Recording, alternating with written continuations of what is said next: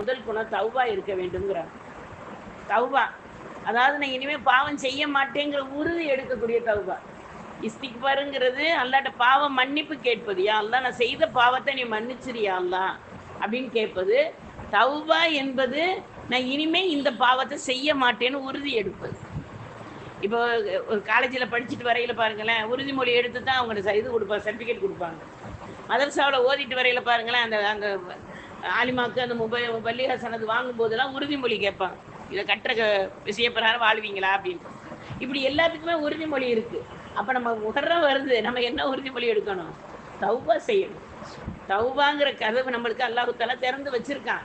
அது எது வரைக்கும் திறந்து வச்சிருக்கேன்னு சொல்லியிருக்கான். ரசூல் ஸல்லல்லாஹு அலைஹி வஸல்லத்துடைய துஆவின் மூலமாக ஒரு மனிதர் ரூஹு பிரியும் நிலை வரைக்கும் நான் திறந்து வச்சிருக்கேங்கிறான். அப்போ திறந்து தானே இருக்கும். நம்ம மெதுவாக கேட்டுக்கிறலான்னு இருக்கலாமா? எந்த நிமிடம் நம்மளுக்கு மரணம் வருங்கிறது நம்மளுக்கு தெரியாது. அப்போ அந்த அடிப்படையில் தௌபாங்கிற குணம் நம்மளுக்கு அதிகமாக வேணும். அந்த குணத்தை கொண்டு அல்லாஹ்வின் நெருக்கத்தை பெறக்கூடியவர்களாக இருக்கணுங்கிறத இன்ஷா அல்லாஹ் புரிந்து நம்ம தௌபா செய்யக்கூடியவர்களாக இருக்கும். பாவம் செய்யக்கூடியவர்கள் தான் மனிதர்கள். அந்த அந்த பாவம் செய்யக்கூடியவர்கள் நான் பாவம் செஞ்சுட்டேன் திருந்திட்டேன்னு சொல்லும்போது அல்லாஹ் தஆலா பெரும் மகிழ்ச்சி அடையும். இதுக்கு ஒரு வரலாறு. ஈசா அலைஹிஸ்ஸலாம் கூடயே ஒரு மனிதர் ரொம்ப நெருக்கமாக இருக்காங்க.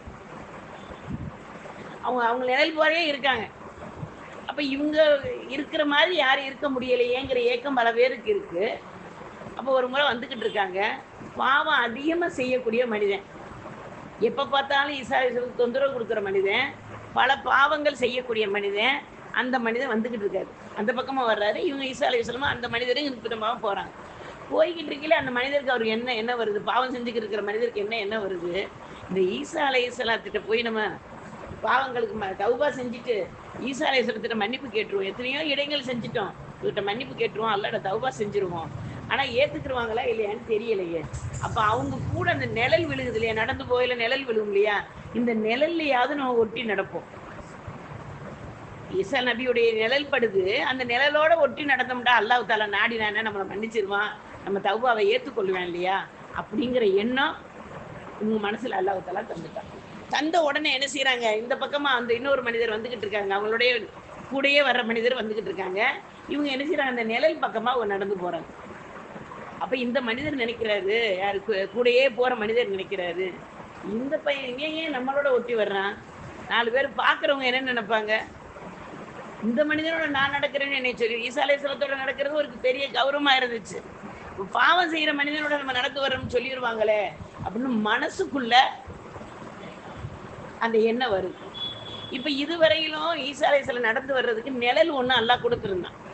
அந்த நிழல் இவர் மேலேயும் பட்டுக்கிட்டு இருந்துச்சு. புரியுற மாதிரி இருக்கா? அந்த மேகத்துடைய நிழல் இவர் மேலேயும் பட்டுக்கிட்டு இருந்துச்சு. இந்த எண்ணெய் இவர் நினைச்ச உடனேயே இந்த நிழல் அவருக்கு மாறிடுச்சு. பாவம் செய்து தௌபா செஞ்சார் இல்லையா, அவருக்கு மாறிடுச்சு. மாறின உடனே ஈசா அலைஹிஸ்ஸலாம் கேட்குறாங்க, யா அல்லாஹ், இவ்வளவு நாள் கூடயே இருந்தாரு, நிழல் மாறிடுச்சு, என்ன காரணம்? ஏன்னா இது நடந்தது மனதில் நினைப்பது அல்லாஹ்வை தவிர வேற யாருக்கும் தெரியாது. இப்போ கேட்ட உடனே அல்லாஹ் சுப்ஹானஹு வ தஆலா ஈசா அலைஹிஸ்ஸலாத்துக்கு சொல்கிறான், எண்ணம் சரியில்லை. இவர் தௌபா செஞ்சுட்டாரு, அத்தனை பாவத்தை மன்னிச்சிருன்னு சொல்லிட்டாரு, இனிமேல் பாவம் செய்ய மாட்டேன்னு என்னை தௌபா செஞ்சுட்டாரு, அதனால நிழலை மாற்றி கொடுத்துட்டேன்னு அல்லாஹ். அப்போ நம்ம எவ்வளவு பாவம் செஞ்சாலும் அல்லாஹ் மன்னிக்க காரணமாக இருக்கான். திரும்ப திரும்ப அந்த பாவத்தில் போய் வீழாமல் அல்லாஹ் நம்மளை அனைவரையும் பாதுகாப்பானாக. அப்போ நம்ம இருக்க வேண்டிய குணத்தில் முதல் குணம் தௌபாங்கிற குணம் இன்ஷா அல்லாஹ். அடுத்தது 2வது குணம் சுக்கு.